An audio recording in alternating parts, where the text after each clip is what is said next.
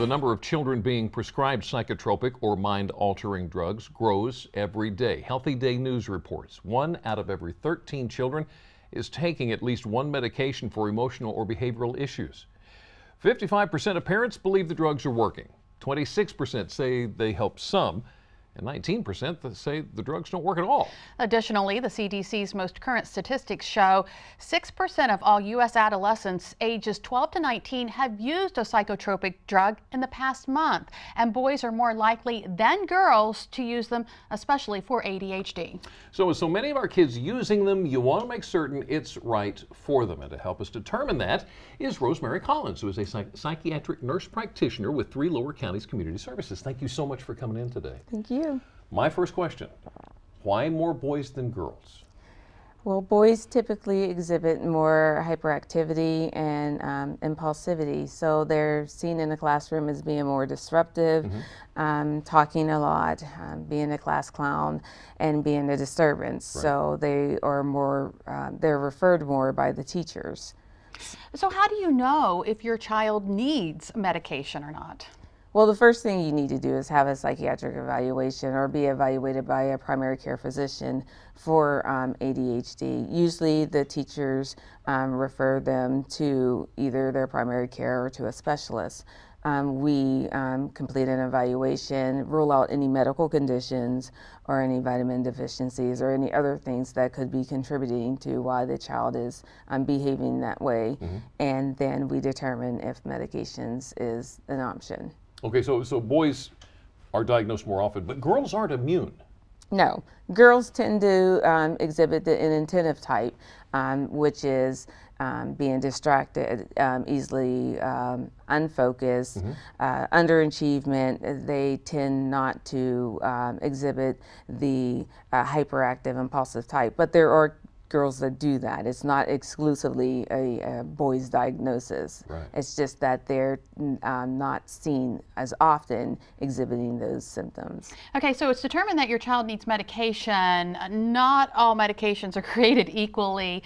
There may be some trial or error. And what do you say to parents who don't want their child to be, I guess, a guinea pig?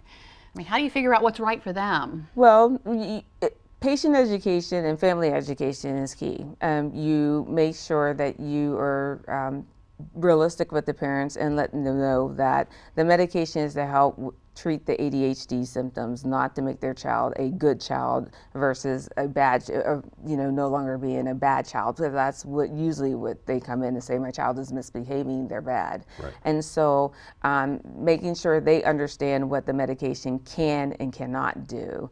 The medication will help them focus better, be more able to complete tasks, but if they're having behavioral problems such as being disrespectful, the medication will not change that. And that's very important because that's usually one of the key things that parents are hoping to change. Right. So are there other treatments besides medication?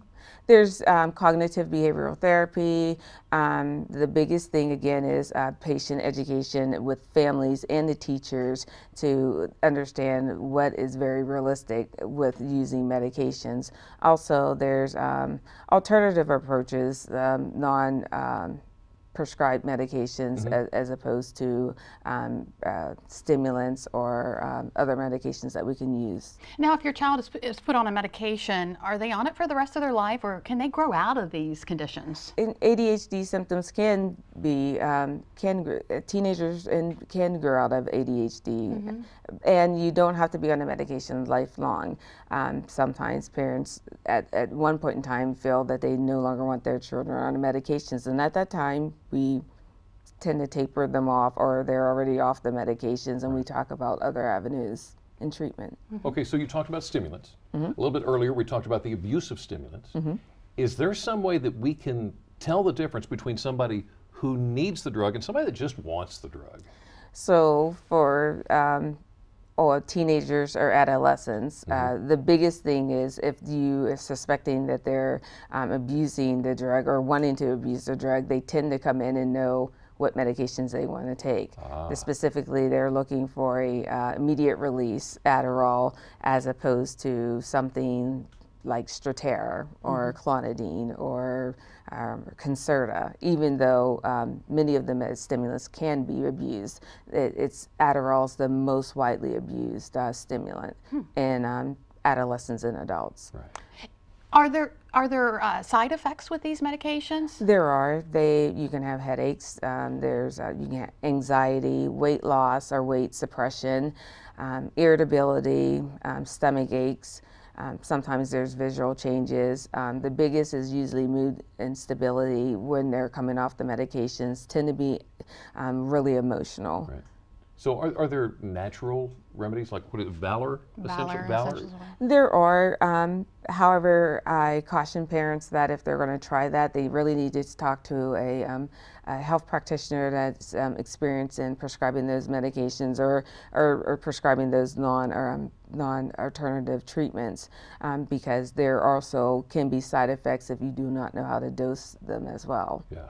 What's the one thing you think parents need to know about these medications? The one thing that they really need to concentrate on? That is not going to make your child behave the way that you want to behave, especially if it's a behavioral problem.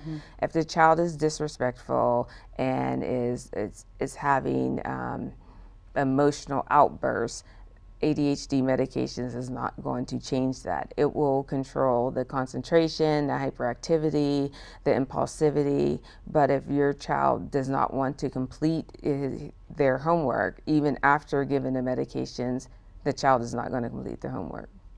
Rosemary, thank you so much. Thank you. A lot of good information. And if you would like to learn more about psychotropic drugs or Three Lower County's community services, visit our website, wvoc.com. Click on our picture at the top of the page.